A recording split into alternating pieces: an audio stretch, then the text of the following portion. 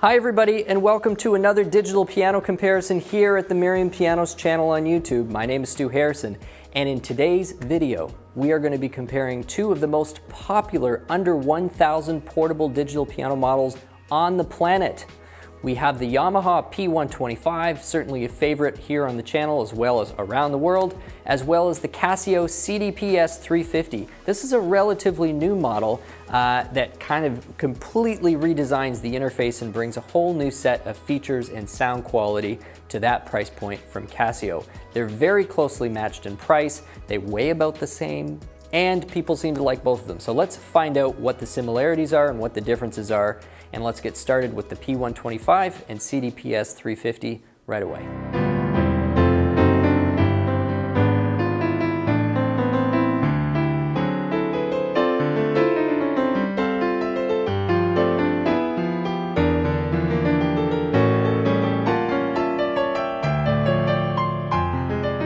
When we were talking about weighted 88-note keyboards that are really worth musical consideration under $1,000, and I'm talking about in Canadian dollars, and in US dollars we're something around under $800 or so, it's a pretty small set of instruments that come to mind when we're in this price range and when we are discussing things like quality of tone and quality of action. This used to be just a barren wasteland when it came to great, credible musical options. That was almost a joke.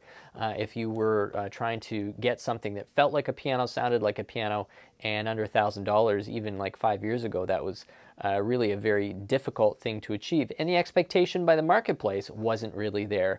And in many ways, it's Casio that has driven better and I think more robust development in this price point by all of the manufacturers, by models like the PX160, which really kind of completely redefined what you should be able to buy for 500 bucks or less. What we're comparing today are two very prominent models in the price range that I just mentioned. This is kind of in that $700 to $1,000 range. And on my left is Casio's very recent model release. It's the CDP-S350.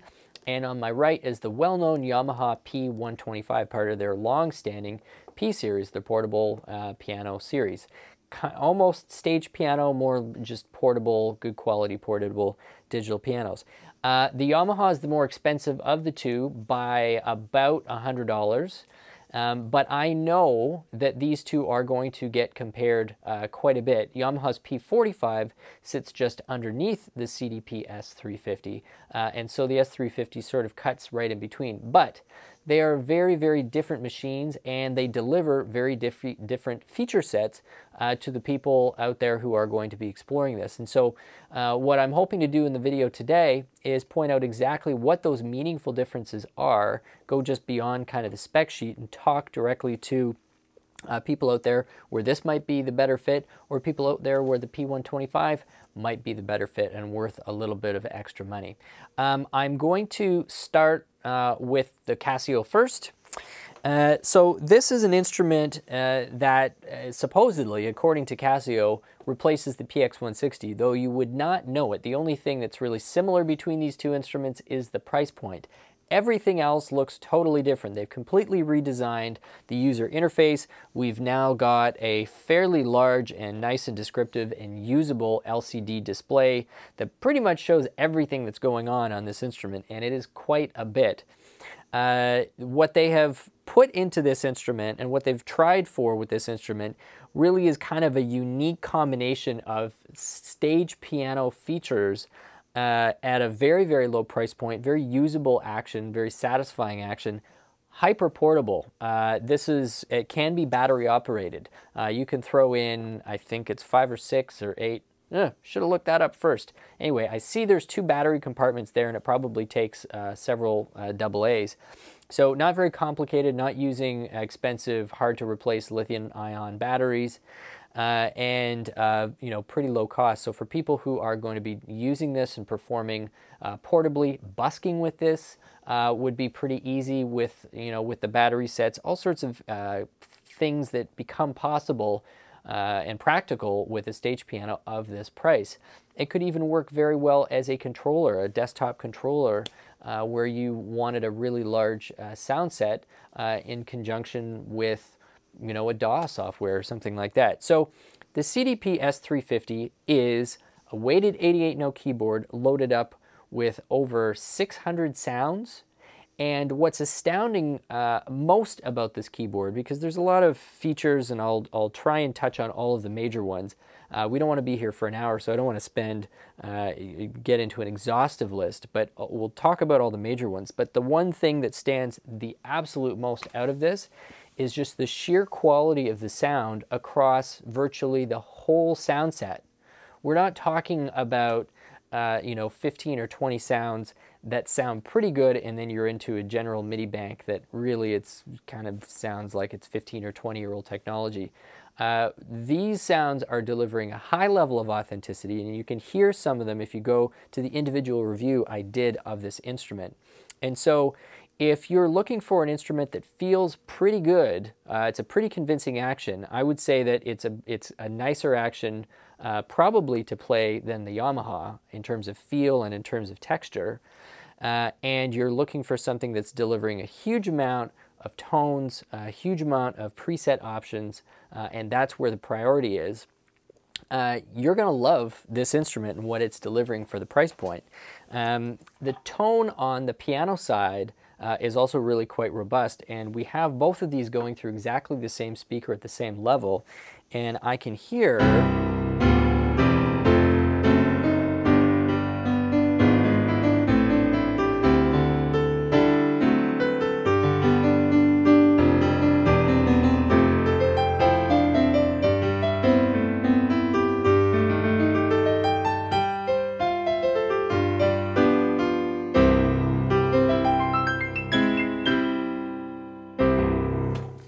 over on the Yamaha.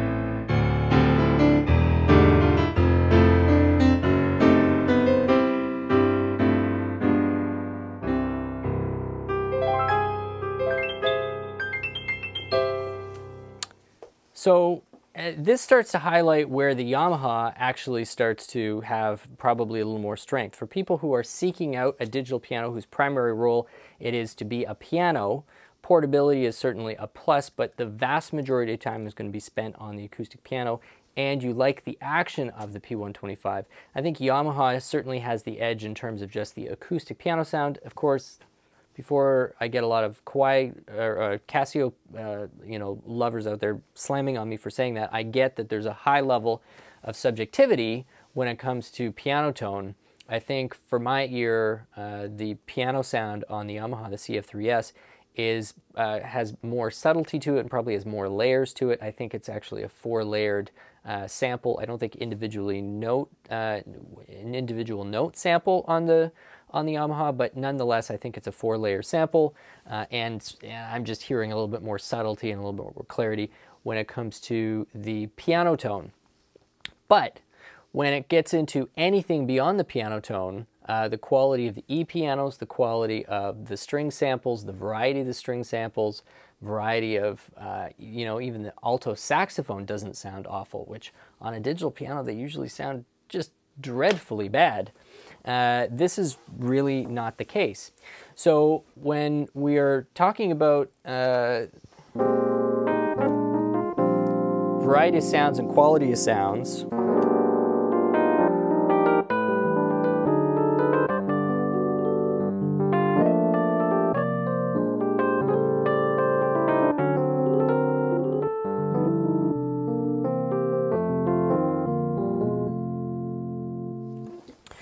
and let's compare that to something that we might find over here.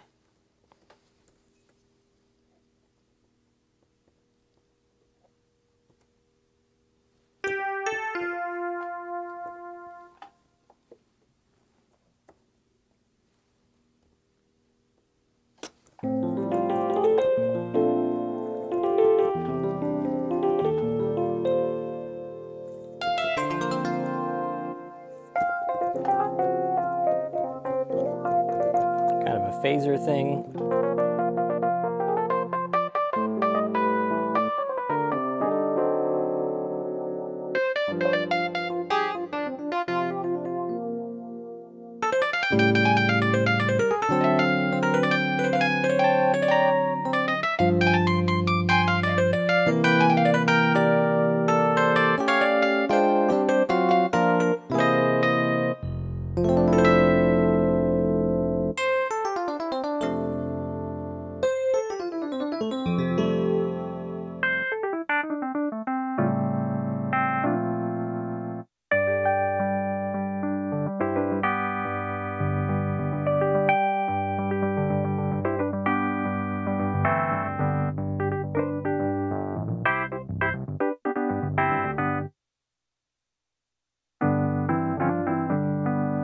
It keeps going on and on and on and on. And I think, as you can hear,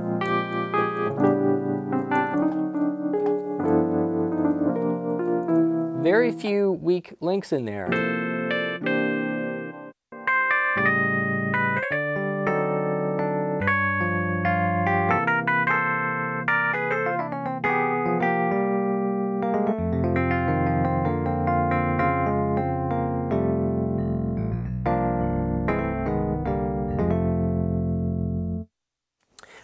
On the Yamaha, they've got 3, or 4 really.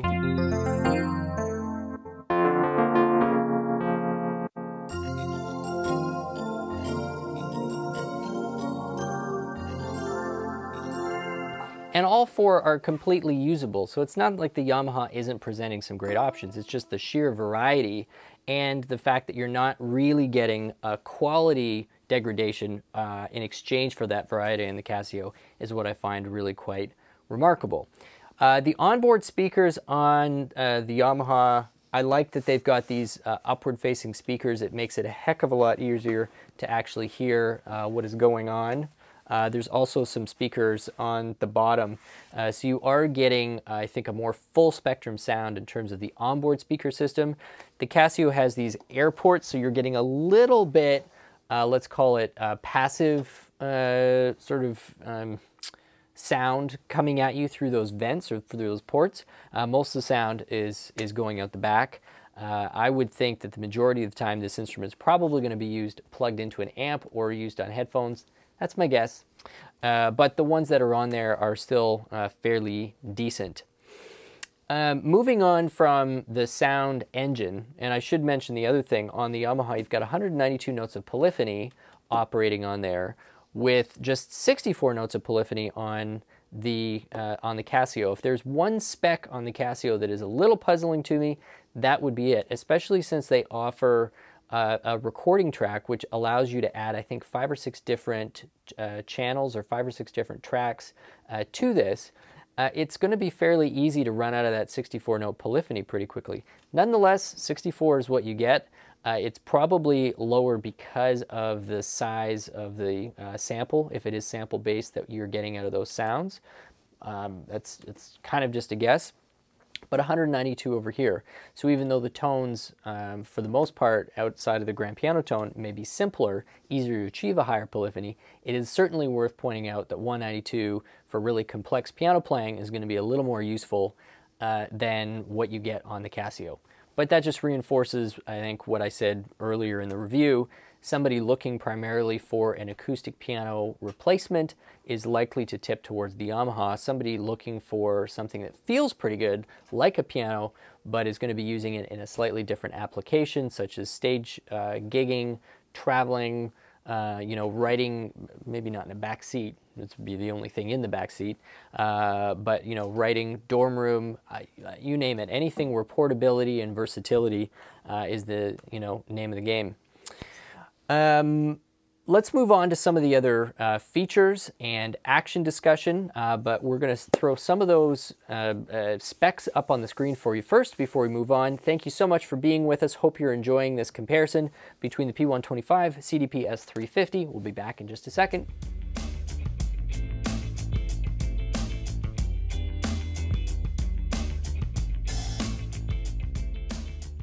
So the action on the CDP-S350, I was not entirely sure whether this was the same action on the PXS1000, and I think in my individual review of this one, I mentioned that I thought that it was.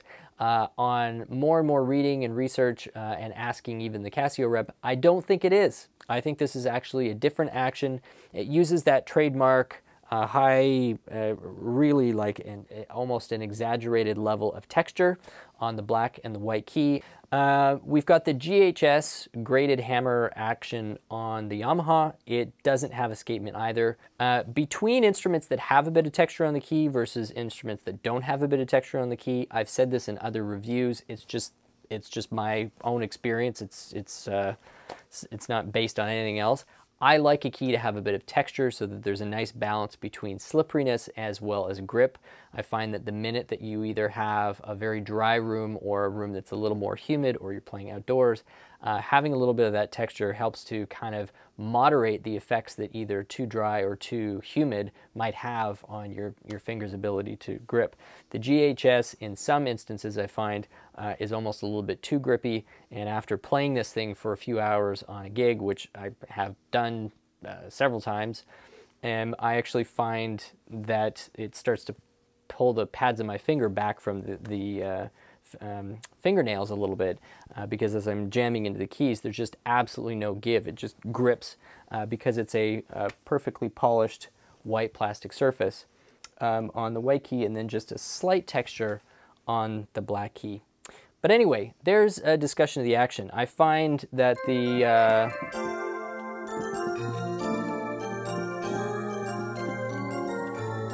between the two of them,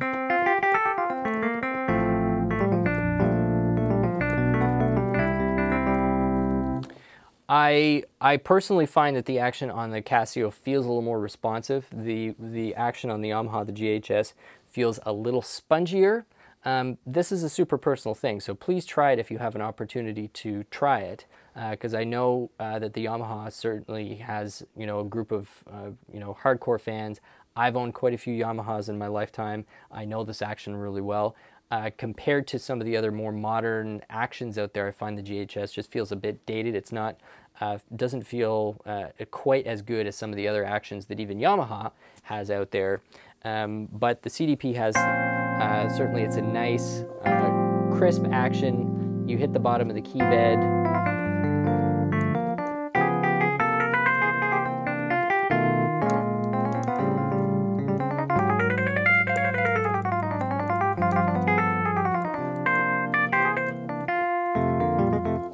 This feels to me a lot like, it's like a slightly heavier version of what you find in Kawai's ES10, and actually in some ways feels even a little bit more solid. I'm pretty sure that this action is kind of a slight update to something that Casio's had in the past.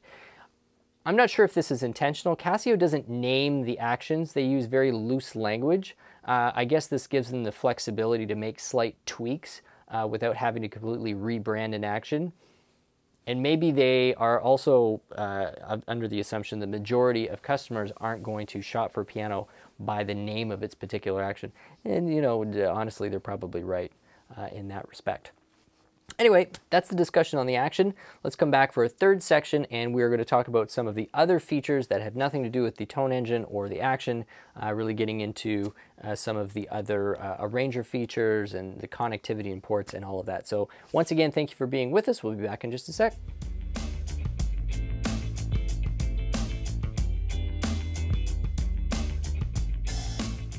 Both of these pianos have a feature on it known as intelligent accompaniment or auto accompaniment. This is where it will use your left hand to generate the harmony, and it'll add drums, it'll add an accompaniment instrument such as a guitar, and then you can play over top of it. And they both do this really well. Just like the sounds, the Casio has quite a few more than the Yamaha does, so if that's something that's important, particularly in a performance setting, it should be noted. But if it's just something, especially for personal entertainment, the Yamaha certainly is sufficient. I think they've got 20 or so rhythms on here, and they're very, very easy to access. So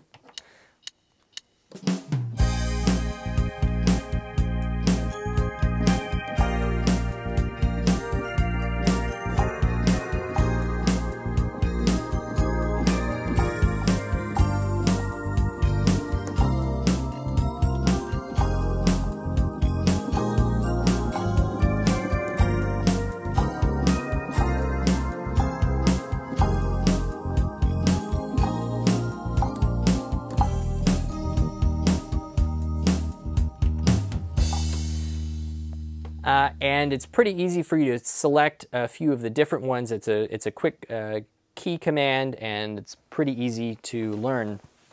Over on the Casio, you can do exactly the same thing, but you got a bajillion more options on how to manipulate and control all of those various parts of the auto accompaniment experience. So if you go on rhythm, and we're going to pick E-Funk Pop, whatever that is, and we are going to also, we want accompaniment.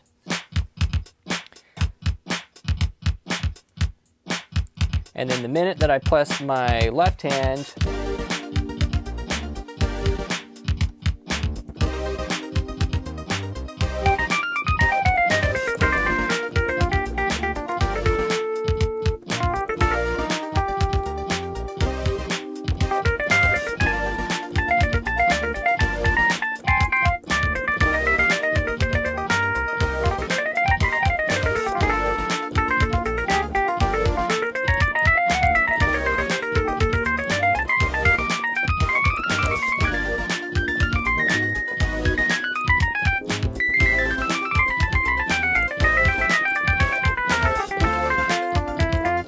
and then you've got the option to put fills in between sections, and so something like this.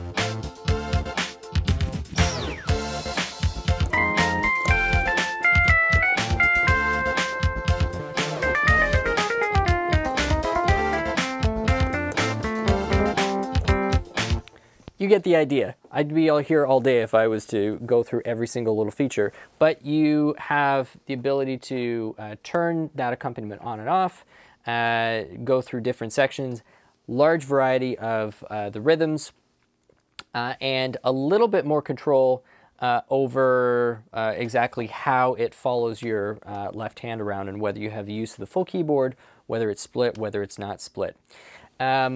Both instruments have the option to split itself into like a duet mode. You can also layer it, and you can also have it so that the left hand has one sound and the right hand has one sound.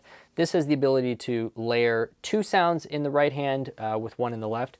This is just a standard split between left and right. Not a huge deal. This one also has an arpeggiator on it if that's something that really turns your crank. It's kind of fun. When it comes to connectivity, they both have USB. Neither one has Bluetooth. That's another one where it would be pretty convenient to have some sort of a Bluetooth connection, but not every playing application can really make use of a Bluetooth connection, because as the question often comes up, in this price range, when you hear Bluetooth or see Bluetooth on a digital piano, it's almost never, or is never, an audio Bluetooth connection. People get stumped on this all the time. They're asking whether I can use Bluetooth headphones with this. No, just because it says Bluetooth on one thing and Bluetooth on another doesn't mean it's the same protocol or it's compatible. In almost all cases, Bluetooth in this price range is referring to Bluetooth over MIDI, which just lets these instruments communicate small amounts of data between instruments or between a DAW, just for really for use in sequencing and in production is mostly what that would be used for. So these have the USB. They both have apps, Cordana app and the Yamaha app. The Cordana app is more of an educational focus. The Yamaha app is a much sexier way to essentially control the instrument. You've got main, you can left, you can layer it, and you can play back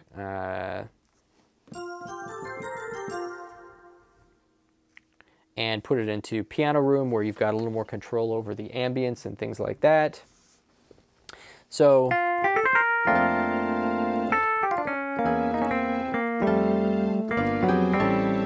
and I will turn off accompaniment.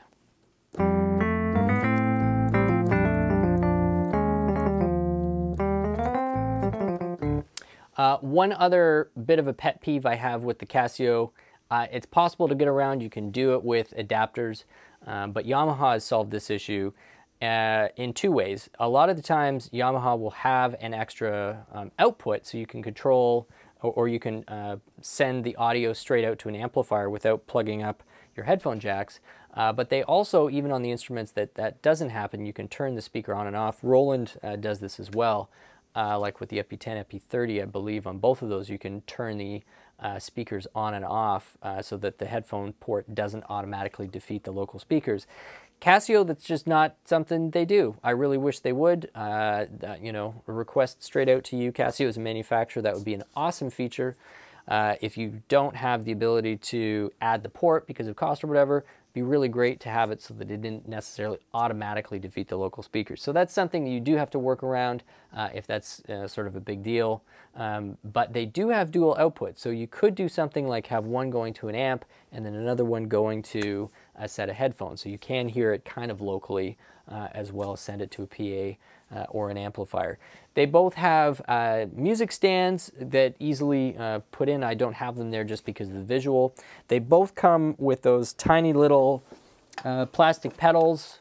They're not great, but you know, they'll do. I'd suggest upgrading for either one of them. And they both have available matching stands so that you can make them look a little bit more like home pianos if you're going to be putting into a setting where that works.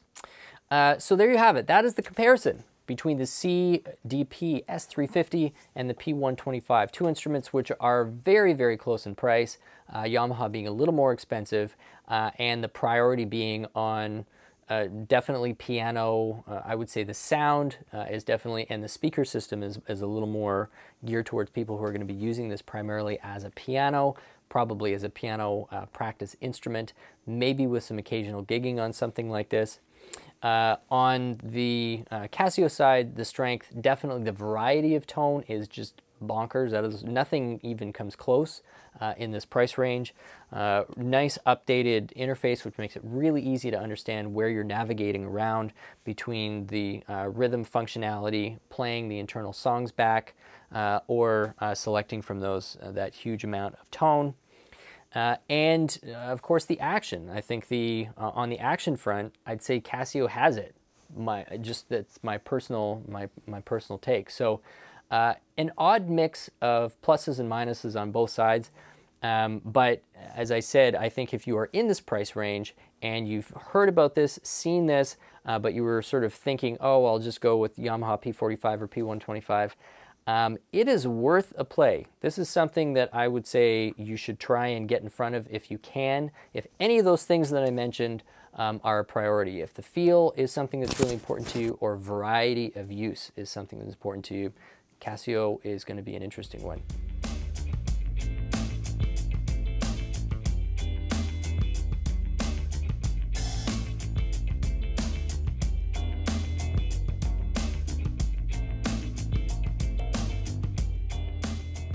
So thank you so much. I hope this has been a useful comparison, pointed out some of those, I guess, differences or similarities, which is always sometimes easier to hear somebody talk about than discerning it from spec sheets.